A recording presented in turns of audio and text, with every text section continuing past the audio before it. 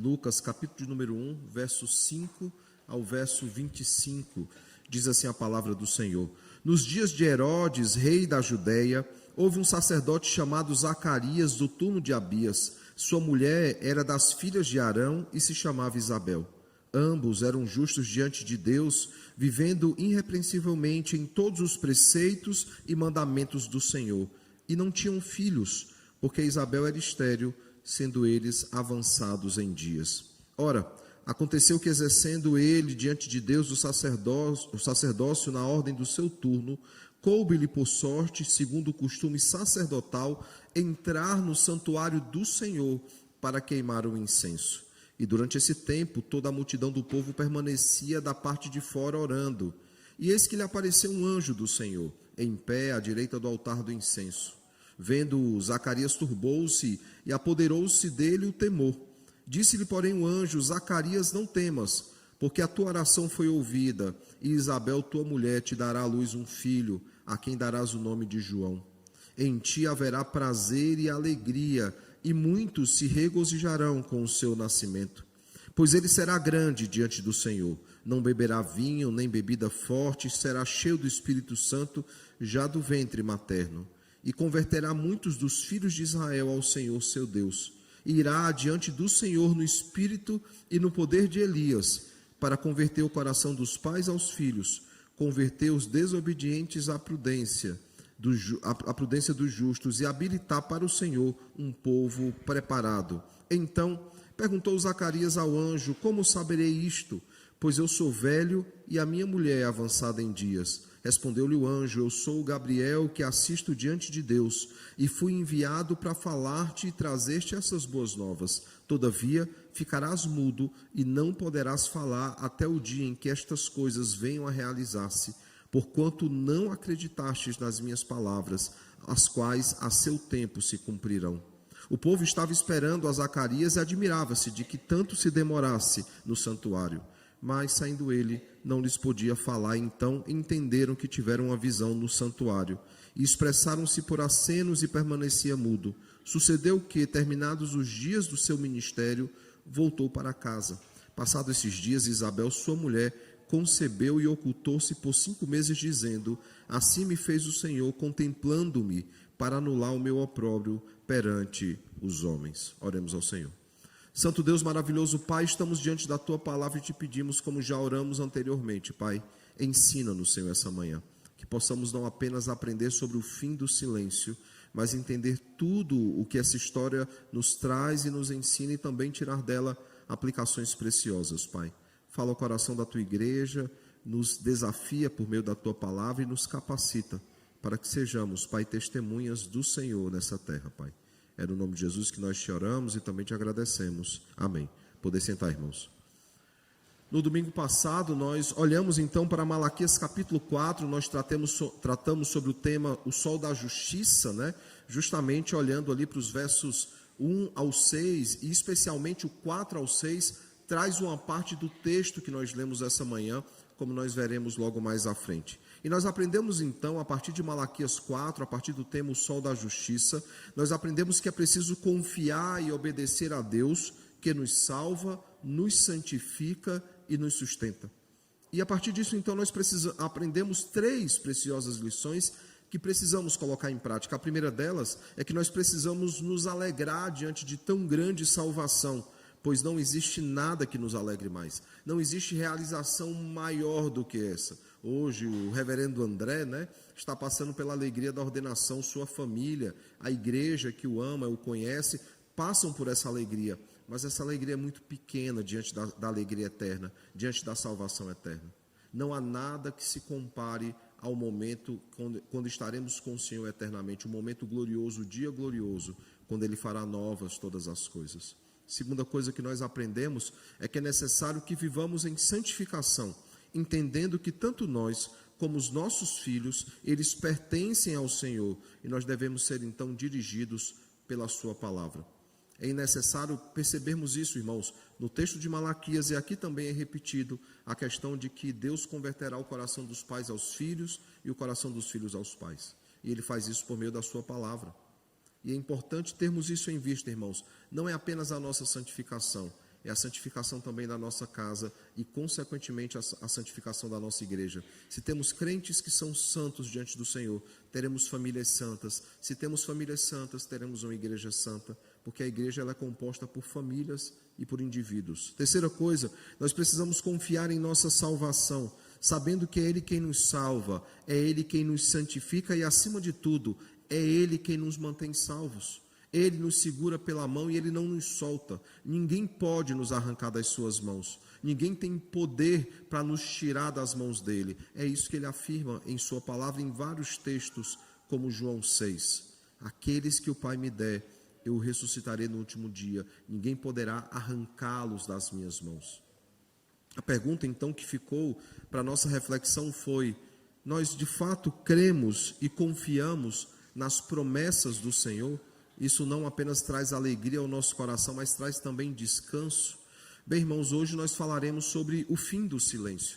E olhamos então para o texto escrito por Lucas. E essa talvez seja a primeira pergunta, né? Quem escreveu esse livro? Incrivelmente, já vi pessoas questionarem se de fato foi Lucas que escreveu ou não. Mas nós cremos que foi Lucas. O seu nome em grego, né, Lucas, e no latim, Lucas, como nós conhecemos, poderia claramente ser, por exemplo, uma abreviação de Lucanos, e também se tratar de uma abreviação de Lucianos, né, como alguns colocam, ou Lúcius, ambos em latim. Alguns discutem se seria o Lucas, ou o Lucano, ou o Luciano, ou Lúcius que teria escrito isso. Mas ainda assim, irmãos, há muitas razões plausíveis para nós afirmarmos que é Lucas que escreve, aquele médico que acompanha Paulo, aquele médico que não apenas escreve Lucas, mas também escreve Atos. Alguns tentam defender que, por exemplo, foi Lúcio, por causa de uma menção que é feita em Atos 13, verso 1, ou em Romanos 16, 21. Mas é muito provável, irmãos, que seja Lucas aqui, uma abreviação de Lucanos. As abreviações de nomes, irmãos, elas eram muito comuns naqueles dias. Por exemplo, quando se fala sobre Antipas, né, referindo-se ao Herodes, de fato o nome dele era Antípatros. Por exemplo, quando nós falamos em Demas, tão conhecido, né, o nome dele era Demétrio. Na atualidade nós temos também essas diminuições no nome, né? Alguém que se chama, por exemplo, Elizabeth, alguém chama de Beth.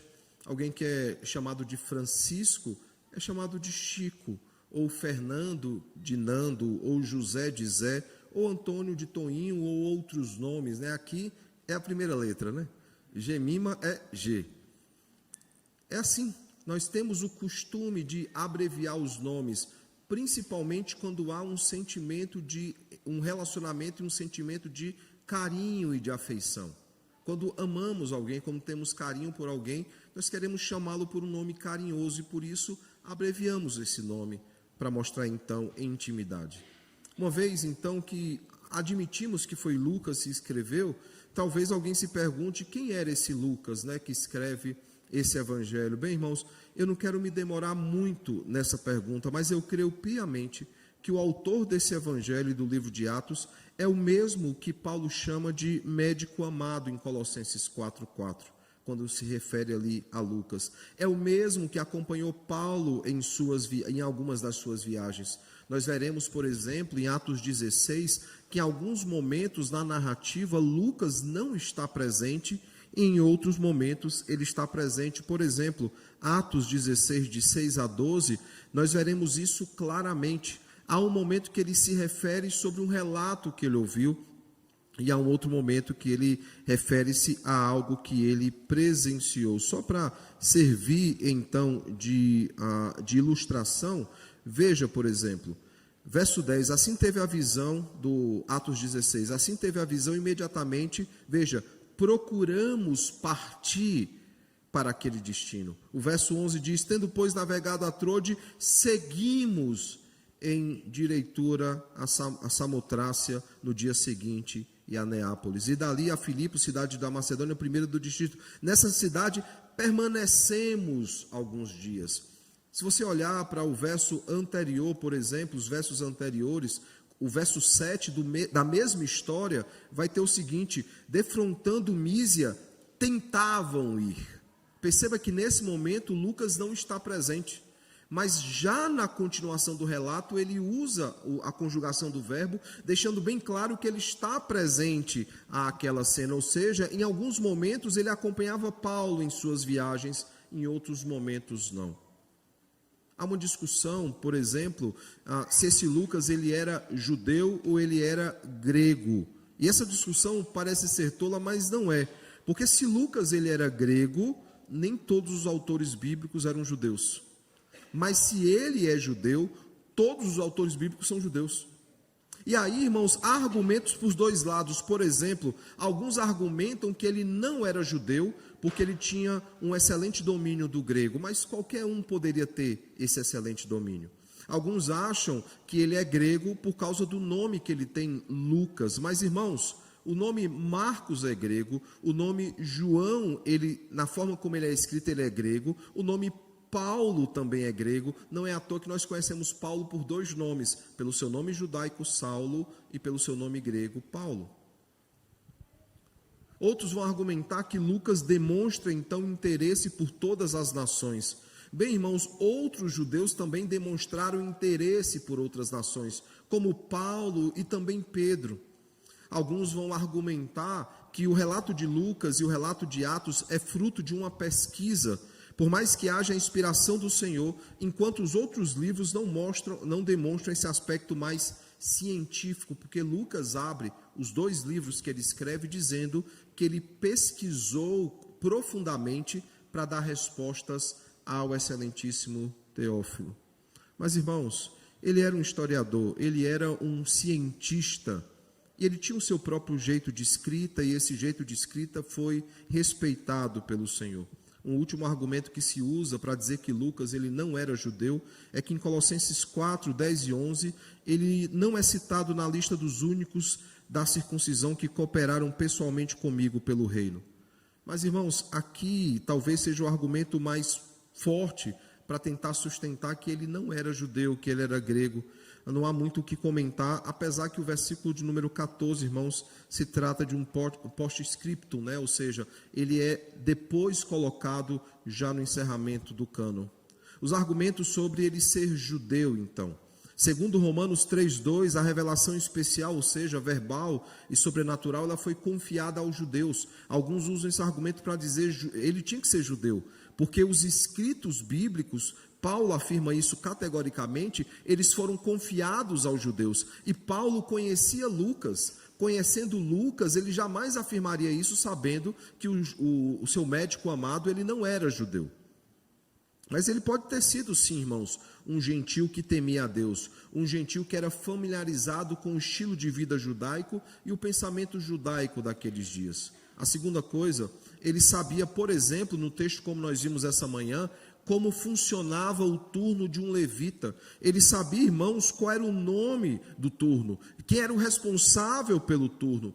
Mas alguma pesquisa chegaria a esse nome, mas ele sabe como funciona o rito sacerdotal. Ele sabe como se dá a sorte àquele que entra no Santo dos Santos e o que acontece dentro do santuário do Senhor. Claro, ele pode sim ter pesquisado sobre esse assunto. Um terceiro argumento de que porque ele era judeu é porque ele teve, por exemplo, encontros com Maria, que era mãe de Jesus, e descreveu o que ela pensava. Quando nós olhamos em Lucas 2, 19 e 51, nós vamos ver que ele fala dos pensamentos de Maria. Ele registra, por exemplo, o Magnificat de Maria. Claro, ele poderia ter pesquisado, alguém poderia ter contado para ele, inclusive a própria Maria, mas ele é íntimo de outros judeus. Quarto argumento, se Lucas e Lúcio, que foi citado anteriormente, forem a mesma pessoa que é descrita ali em Romanos 16, 21, nos assegura que ele era parente de Paulo, logo de família judaica. Alguns discutem isso, que talvez ele e o Lúcio, citado ali em Romanos 16, 21, fossem a mesma pessoa, e essa pessoa, o Lúcio, era aparentado de Paulo, eles eram primos.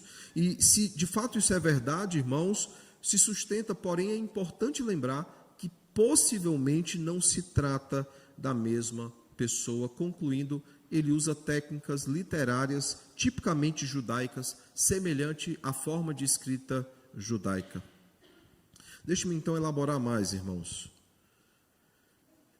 o escritor desse evangelho, ele conhece profundamente o judaísmo, ele conhece profundamente práticas judaicas, de forma que alguns sustentam que ele era judeu, outros sustentam que não, ele era grego por causa dos pontos levantados. O fato, irmãos, é que o escritor desse evangelho, ele opta por abrir então o evangelho diferente de outros evangelistas. Nós temos, por exemplo, Mateus, ele abrindo, tratando sobre a genealogia de Jesus. Nós temos, por exemplo, Marcos já abrindo com o ministério de Jesus. Lucas não. Lucas, ele abre então a sua narrativa, voltando 6 meses na história bíblica, voltando 6 meses na história que todos nós conhecemos. Nós abrimos Mateus, depois da genealogia, já ouvindo a notícia de que Maria seria mãe.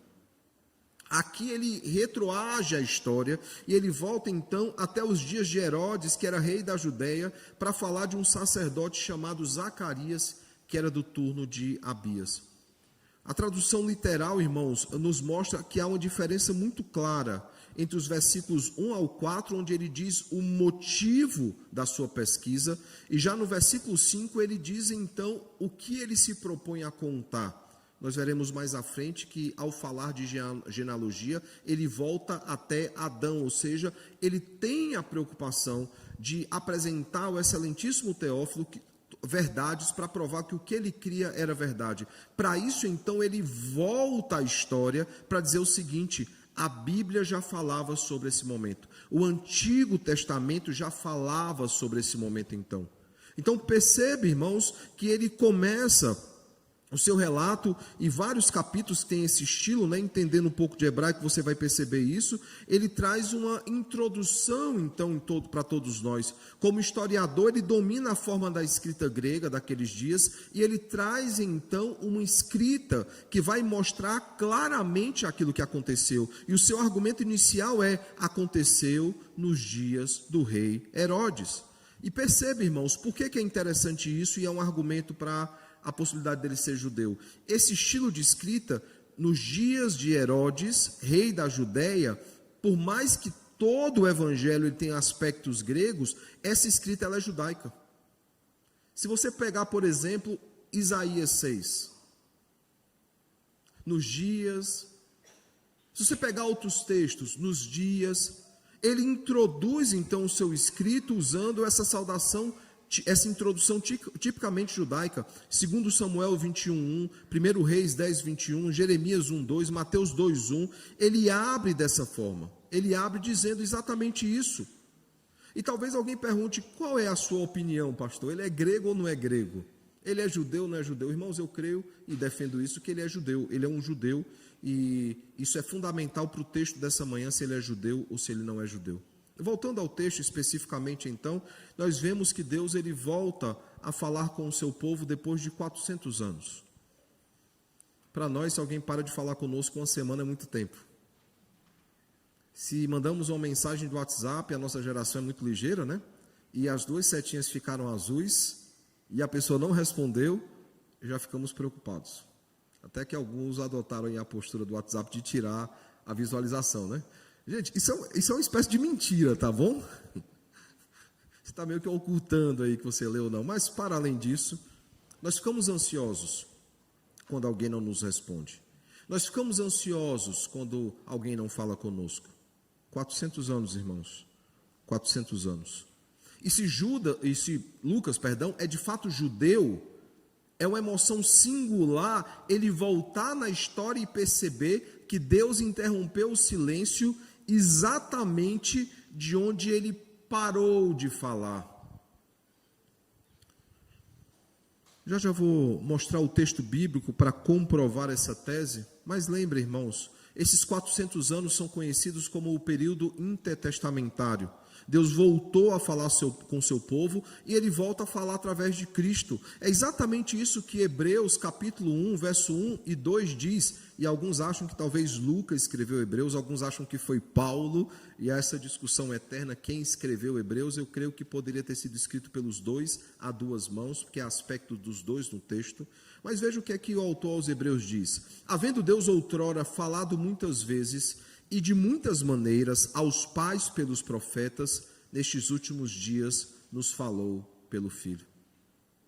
Perceba que o autor aos Hebreus, sendo Paulo, sendo Lucas ou qualquer outro, entende isso. Deus, ele falou com o seu povo pelos profetas, depois ele falará com o seu povo pelos apóstolos, mas acima de tudo, ele fala com o seu povo através de Cristo. E ele decide então voltar a falar exatamente de onde ele parou. Por que eu digo isso? Irmãos, permaneçam com a Bíblia de vocês aberta, né? Às vezes a gente tem o costume de acompanhar pela projeção, mas permaneçam com a sua Bíblia aberta em Lucas, capítulo 1, os versos, né, de número 16 e 17 especialmente. Se puder projetar aí para alimentar o mau costume da gente. Hoje é tudo tecnológico, né? E a gente esquece, tem Bíblia. Quem não tem, tem lá atrás, tá? Para pegar. Lucas 1, 16 e 17. Diz o seguinte, ó: e converterá muitos dos filhos de Israel ao Senhor seu Deus, e irá diante do Senhor no espírito e no poder de Elias, para converter o coração dos pais aos filhos, converter os desobedientes à prudência dos justos, e habilitar para o Senhor um povo preparado. Estão com a Bíblia aberta? Continuem com a Bíblia aberta, olhando para os versos 16 e 17, e eu vou ler os dois últimos versos do Antigo Testamento, tá? O momento onde Deus para de falar com o seu povo. Veja o que é que Malaquias 4, 5 e 6 diz: eis que eu vos enviarei o profeta Elias, antes que venha o grande e terrível dia do Senhor. Ele converterá o coração dos pais aos filhos, e o coração dos filhos a seus pais, para que eu não venha e fira a terra com maldição. Deus volta a falar exatamente de onde ele parou. Eu não sei quantos conhecem a história de João Calvino, conhecer mesmo, não apenas ele como personagem histórico, mas João Calvino, para quem não sabe, ele foi expulso de Genebra. Ele foi expulso de Genebra na sua primeira vida, lá na primeira estadia lá, por um motivo bem simples, entre aspas. Ele não achava que as pessoas que estavam pecando constantemente deveriam tomar a ceia. Havia um grupo em Genebra que viviam práticas pecaminosas abertamente, e Calvino não queria servir a ceia àqueles homens. E havia uma decisão da liderança da cidade que ele deveria servir para todo mundo. Calvino, ele bate de frente com a liderança da cidade. E aí ele foi convidado gentilmente a sair da cidade, foi expulso da cidade. Quando ele é expulso da cidade, ele está expondo o livro de Salmos. Anos depois, ele é convidado para retornar a Genebra, e aí é a Genebra que nós conhecemos, né, quando acontece a reforma profunda naquela cidade.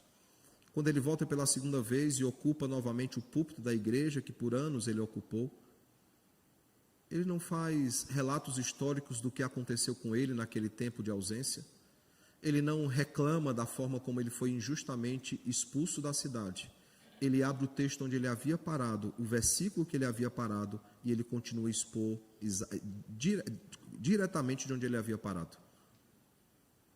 Perceba que essa prática de Calvino não é nova. Ele segue aquilo que a Escritura faz. Deus, ele para de falar com o seu povo.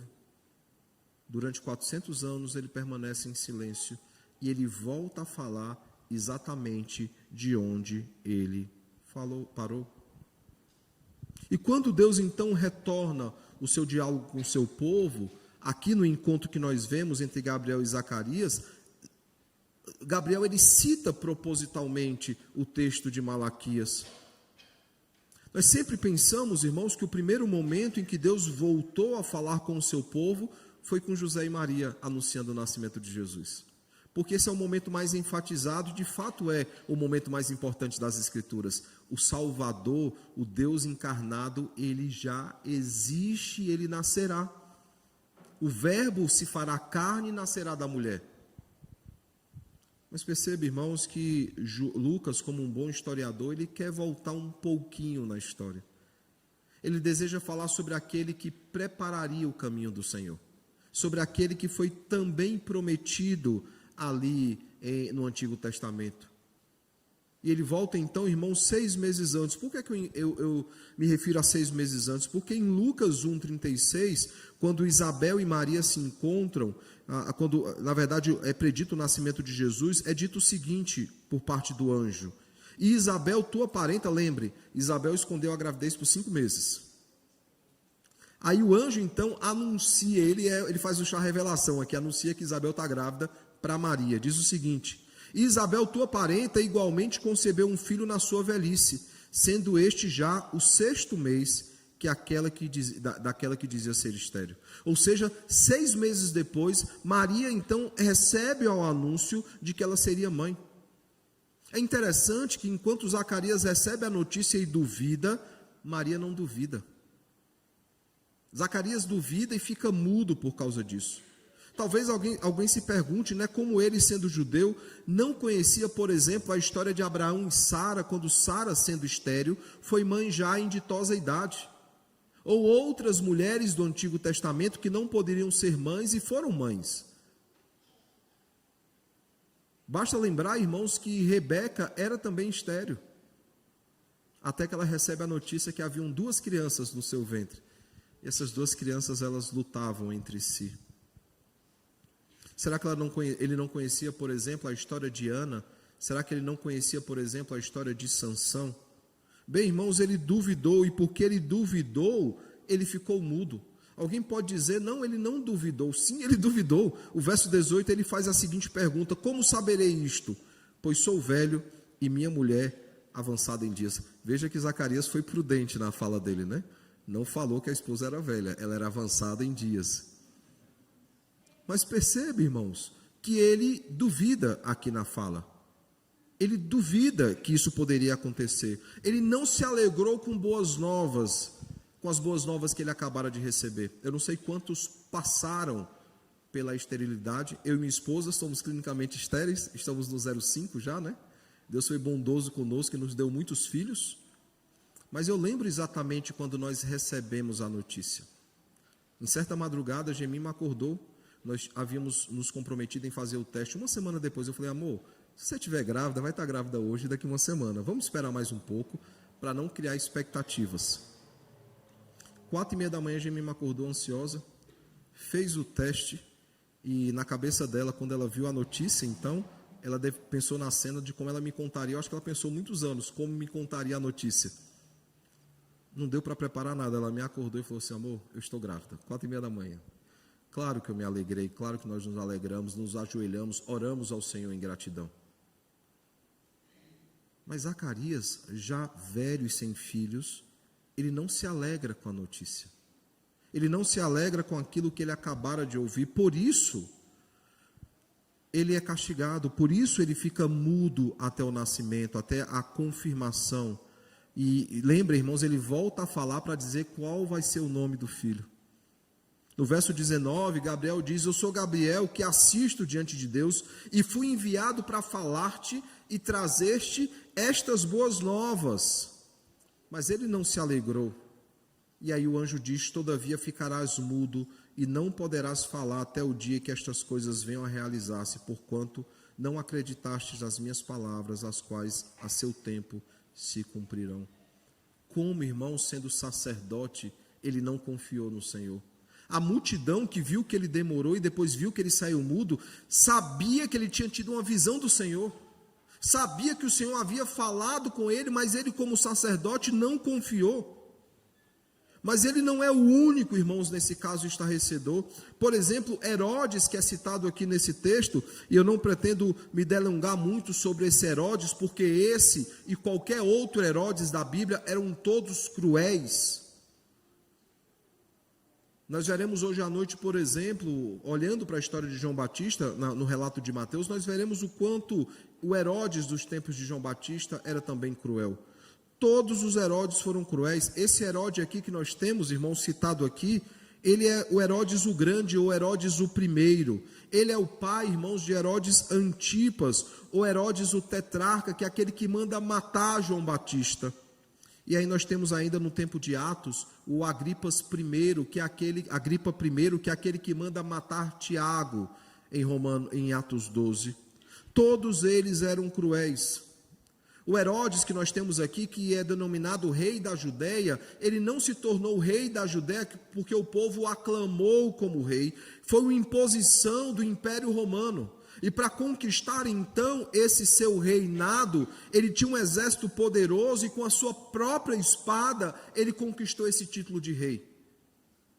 Não é à toa, irmãos, que quando meses depois ele recebe a notícia do nascimento de Jesus, ele manda matar todas as crianças de 2 anos para baixo. Ele era alguém que era cruel, ele era alguém que era astuto. Para não perder o trono, ele foi capaz de matar crianças do sexo masculino de 2 anos para baixo. Ele é citado, irmãos, nesses 2 textos, o texto de Lucas dessa manhã e o texto de Mateus, que fala da carnificina que ele propôs ali no meio do povo de Deus. Como alguém que era judeu, como alguém que conhecia a história judaica de como Faraó havia dizimado muitos hebreus, temendo ali, meninos hebreus, temendo que se formasse um exército, como alguém poderia fazer a mesma coisa, irmãos? Nós já meditamos no texto de Mateus e olhamos, inclusive, que aquele texto é uma afronta direta, um tapa na cara daqueles que defendem alguma espécie de aborto. Não se enganem, irmãos, aqueles que defendem o aborto são os mesmos que defenderiam a atitude de Herodes. Como um judeu, conhecendo a sua história, podia fazer isso com outros judeus? E esse mesmo Herodes, quando recebe a notícia do nascimento do Salvador, ao invés de se alegrar com o nascimento de Jesus, ele mata crianças. 2 que duvidaram, Zacarias duvidou do anjo e Herodes duvida então dos magos e manda matar crianças. Perceba, irmãos, o quanto o povo se afastou do Senhor, o quanto o povo esqueceu as suas raízes. Depois de 400 anos de silêncio, eles não lembravam mais das promessas do Senhor que foram colocadas no Antigo Testamento. Para ser justo, irmãos, Lucas nos traz 2 pessoas que lembravam das promessas e se alegraram com as promessas. Simeão, inclusive, se alegra e diz: agora eu posso morrer em paz, porque os meus olhos viram o Senhor. E Ana, Lucas 2, de 25 a 38, vai nos trazer esses 2 personagens. Naqueles dias, irmãos, muitos não esperavam a primeira vinda de Cristo. Isso é um absurdo, sim ou não? Mas nos nossos dias, irmãos, muitos não esperam a segunda vinda de Cristo. Muitos não falam sobre isso. Os sinais estão acontecendo e ninguém está comentando sobre essas coisas. Da mesma forma que no Novo Testamento, as pessoas não lembravam mais do Antigo Testamento, nós não lembramos mais das Escrituras. Infelizmente, essa é uma triste coincidência. E essa história, irmãos, nos lembra algumas coisas que são importantes. A primeira delas, irmãos, é que Deus, ele é o Deus da história. Esse texto nos mostra, irmãos, claramente como Deus, ele está no controle de todas as coisas.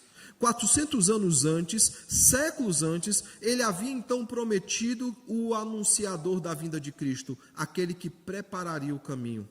Mas muitos e muitos séculos antes, ele já havia prometido o libertador, o redentor. Na verdade, desde o jardim, ecoa a redenção. Desde o jardim nós temos o proto-evangelho, ou seja, o evangelho é anunciado ali na queda de Adão e Eva, quando é prometida então a semente da mulher, e que essa semente da mulher, que é Jesus Cristo, pisaria a cabeça da serpente. Durante séculos e séculos, Deus, ele levantou homens para anunciar a vinda do seu Filho. Antes mesmo dos 400 anos de silêncio, ele falou sobre aquele que prepararia o caminho, por exemplo, quando Isaías se refere a esse homem. E basta observarmos, irmãos, de como todos os eventos se desenrolam, não apenas na história de hoje, mas em outras histórias, nós perceberemos claramente que Deus está controlando tudo. Cristo não é um plano B, Cristo não é um momento de crise de consciência de Deus. Eu me refiro a isso porque é um livro antigo, eu tive que ler no seminário para contrapor esse livro, que o título era isso: Cristo, a crise de consciência de Deus. E o autor defendia o seguinte: Deus foi pego de surpresa com o pecado dos nossos primeiros pais e tinha que resolver o problema. Como é que eu resolvo o problema? Enviou o seu Filho. Os adventistas pensam assim, não a respeito de que há divindade em Cristo, mas de que ele é uma solução para o problema que surgiu. Não, irmãos, Deus, ele decreta a história conforme a sua vontade soberana, pois ele é o Senhor da história, ele é o Deus da história. Apocalipse já nos conta como tudo acaba. Se estivéssemos assistindo a um filme, o letreiro já está subindo e não tem cena pós-crédito. A história já está consumada, mas ela se desenrola diante dos nossos olhos. A ideia do já e ainda não. Efésios 2 nos diz que Ele nos fez assentar nas regiões celestiais em Cristo Jesus. Ele nos ressuscitou. Mas ninguém aqui foi ressurreto ainda no último dia. Ninguém ainda assentou nas regiões celestiais em Cristo Jesus. Mas a palavra diz que Ele já fez isso em nós. Mas ainda se desenrola diante dos nossos olhos. Ele é o Deus da história. A segunda coisa que esse texto nos diz é que Ele não é apenas o Deus da história. Ele entrou na história para decretar ativamente as coisas que aconteceriam. Isso acontece por meio de Jesus Cristo. O Deus encarnado que entra na história para cumprir aquilo que Deus decretou sobre a história. É impressionante, irmãos, como Deus ele põe em prática o seu plano perfeito. Como na plenitude dos tempos, ele envia o seu Filho. Quem imaginaria, irmãos, que essa seria a solução? Que a promessa de Gênesis 3,15 se cumpriria assim. Quando, por exemplo, Abraão escuta que o cordeiro seria providenciado. Ou em outros momentos, quando analogias ou tipos de Cristo apontam para Cristo. Como a vinda de Cristo, irmãos, ela restauraria a nossa comunhão com Deus. E aí percebe, irmãos, a excelência do ofício sacerdotal, né? Que havia sido perdido. Ele era feito de qualquer forma, os turnos não eram mais respeitados, o sumo sacerdote ele não revezava mais, ele havia se tornado coisa de família. Quando nós olhamos ali para Caifás e Anás, né, eles monopolizaram na sua família o ofício sacerdotal. Mas Cristo ele vem então para cumprir essa história. É impressionante, irmãos, os ecos que nós temos no Antigo Testamento. Por exemplo, eu já comentei com os irmãos, nós já meditamos no texto da grande reforma religiosa que aconteceu ali nos dias de Neemias e Esdras, né?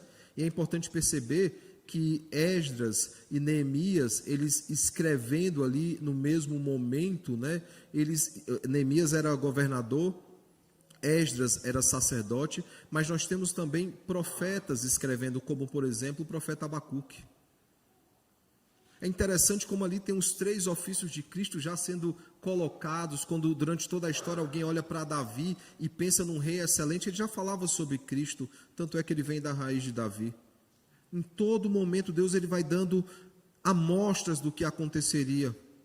Mas agora, irmãos, ele entra na história para consumar todas as coisas. Desde o momento, irmãos, que Zacarias, que Isabel, Maria e José são avisados sobre o nascimento dos 2 meninos, até o momento onde Cristo subiu aos céus, nós vemos a mão poderosa do Senhor conduzindo cada pequeno detalhe. Não é à toa que Mateus faz constantemente isso. Ele olha para uma cena na vida de Jesus e diz, para que se cumprisse esse texto bíblico. Para que se cumprisse esse texto bíblico. Mateus faz 55 citações do Antigo Testamento. Cristo ele entrou na história, ele começa a colocar em prática o plano eterno da redenção, o decreto eterno da redenção que existe antes da criação do mundo, antes de que se criar todas as coisas. Deus já tinha um povo, Deus já tinha separado um povo, e esse decreto eterno se completará na consumação de todas as coisas em novos céus e nova terra. Ele não apenas decretou a história, ele é como o Senhor da história, ele entrou na história, e ao entrar na história nós aprendemos a terceira coisa, ele mudou a nossa história. Por que Cristo veio ao mundo? Para mudar a nossa história. Sem Cristo estaríamos condenados eternamente. Nunca conseguiríamos, irmãos, por mérito nosso, pois nós estávamos perdidos, totalmente mortos em nossos delitos e pecados, nós nunca conseguiríamos salvar a nós mesmos. Nós não sabíamos o que fazer, nós não tínhamos o que fazer. Se alguém pudesse salvar a si mesmo, isso já teria acontecido no Antigo Testamento e Cristo não precisaria ter encarnado. Será que nós conseguimos entender isso? Não há nada que poderíamos fazer para salvar a nós mesmos, se não fosse a ação soberana e maravilhosa do Deus Trino, especialmente por meio do Deus encarnado, Jesus Cristo. Cristo, ele veio para cumprir a promessa, irmãos, de Isaías, capítulo de número 61, verso 1 e verso 2, que diz: o Espírito do Senhor Deus está sobre mim, porque o Senhor me ungiu para pregar boas novas aos quebrantados, enviou-me a curar os quebrantados de coração, a proclamar a libertação aos cativos e a pôr em liberdade os algemados e a pregoar o ano aceitável do Senhor e o dia da vingança do nosso Deus. Nós temos pelo menos 2 ou 3 cânticos com esse texto. E eu entendo quando a gente fala, eu quero anunciar para os perdidos e tudo, mas, gente, isso aqui é o ministério de Jesus. Eu temo que cantarmos esse texto como se a igreja pudesse cumprir de forma plena esse texto é um problema teológico. Nós podemos até de forma derivada, como instrumentos nas mãos do Senhor, servir a esse propósito que tem nesse texto. Não é à toa que Jesus lê esse texto lá no templo e diz o seguinte: hoje se cumpriu a palavra do Senhor. Porque esse texto é sobre Cristo, mostrando que Ele começará a boa obra e Ele completará a boa obra que Ele mesmo iniciou. O ano aceitável do Senhor é a primeira vinda de Cristo, quando é pregada as boas novas. O dia da vingança do nosso Deus é a segunda vinda de Cristo, quando Ele consumará todas as coisas. Onde o joio será separado do trigo, onde aqueles que são do Senhor serão separados daqueles que não são do Senhor. Eu pergunto então, irmãos, que aplicações nós podemos tirar do texto de hoje? Primeira, nós precisamos confiar que Cristo voltará, pois a sua palavra nos assegura que isso acontecerá. Da mesma forma como Ele veio, Ele voltará. Nós cantaremos isso no último hino dessa manhã. Do mesmo jeito que Ele foi, Ele há de vir. Mas da mesma forma que Ele veio uma primeira vez, Ele voltará uma segunda vez, porque Deus assim o prometeu, e nós precisamos confiar nessa promessa. Um dia a trombeta vai ressoar, um dia a glória de Cristo será manifesta nos céus e todo olho verá o Filho do Homem voltando para buscar a sua igreja. Segundo, irmãos, nós precisamos nos preparar para isso, para sermos achados dignos no dia do Senhor, confiando que é Ele quem nos prepara e é Ele quem nos auxilia. Precisamos, irmãos, nos preparar para isso. Quando Paulo, em 1 Tessalonicenses 4, de 13 a 18, ele fala como se dará o último dia, como se dará o ressoar da trombeta. No capítulo 5, verso de número 1, ele já fala como nós devemos nos preparar para esse momento glorioso.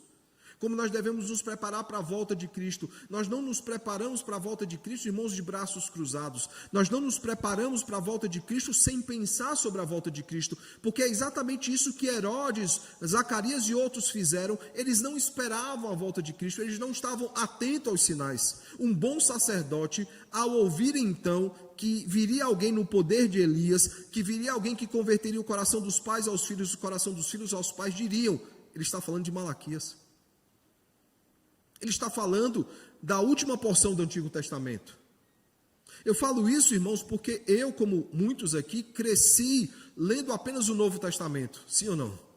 Eu brinco que é a geração de Gideões, né? Só conhece o Novo Testamento, Salmos e Provérbios. Se alguém é Gideão aqui, irmãos, é só uma brincadeira, tá bom? Não estou falando mal desse ministério que é maravilhoso e distribui Bíblia no mundo inteiro, tá bom? É só uma brincadeira. Hoje todo mundo é muito sério, né? Não pode brincar muito. Mas eu lembro a primeira vez que eu comecei a ler o Antigo Testamento.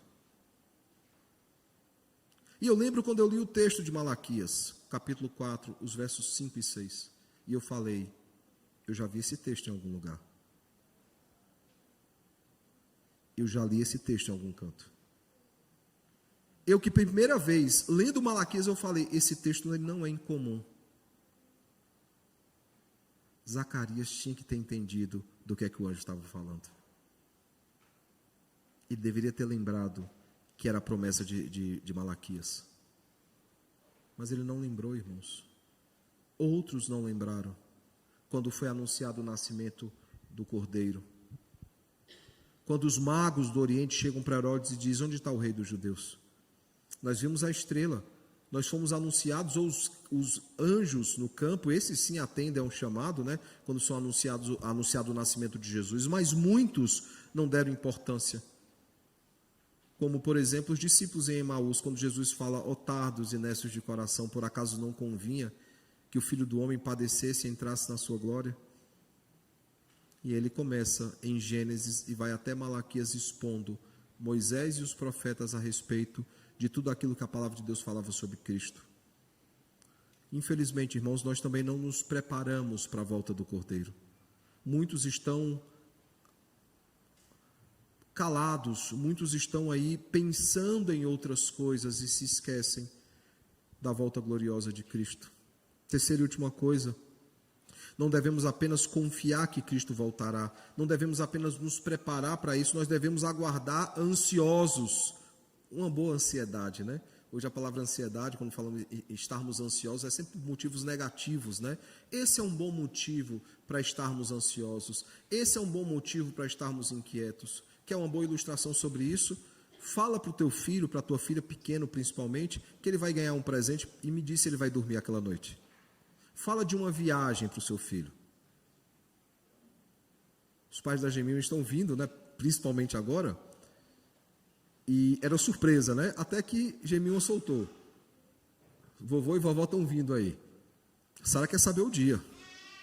Sara quer saber a hora que eles vão chegar. Eles só vão chegar daqui a alguns meses. Eu não vou dizer o dia, porque ela está assistindo. Estão doentes em casa, né? Estão acompanhando o culto. Eu não vou dizer, porque ela vai ficar ansiosa mais ainda. Mas fala para uma criança alguma coisa e não diz ou não dá aquilo para ela. Ela vai ficar extremamente ansiosa, sim ou não? Mas essa é a nossa ansiedade, irmãos, diante da volta de Cristo. Quando ele vai voltar? Que dia isso vai acontecer? Falta muito? Ou aquela frasezinha conhecida, a gente já chegou, né? Já chegou o dia? Nós precisamos, irmãos, aguardar ansiosos, crendo que nenhum momento da nossa história, nenhum momento das nossas vidas, da nossa vida ou da humanidade, se compara a esse dia, ao dia glorioso. O dia da nossa ordenação não se compara a esse dia. O dia do nascimento dos nossos filhos não se compara a esse dia. O dia do nosso casamento não se compara a esse dia. Nenhum dia se compara àquele dia que está acima de toda comparação. Eu pergunto então, irmãos, nós aguardamos o retorno de Cristo? Nós aguardamos ansiosos o retorno do Rei? Que o Deus encarnado, irmãos, nos faça confiar na promessa do seu retorno. Que o Deus encarnado, irmãos, nos prepare todos os dias para o retorno glorioso do Rei. E que estejamos ansiosos com a volta do Cordeiro. Diferentemente de Zacarias, de Herodes e outros, que não esperavam nas promessas do Senhor. Que o nosso coração não apenas descanse nas suas promessas, mas aguardem ansiosos pelo retorno glorioso do Rei.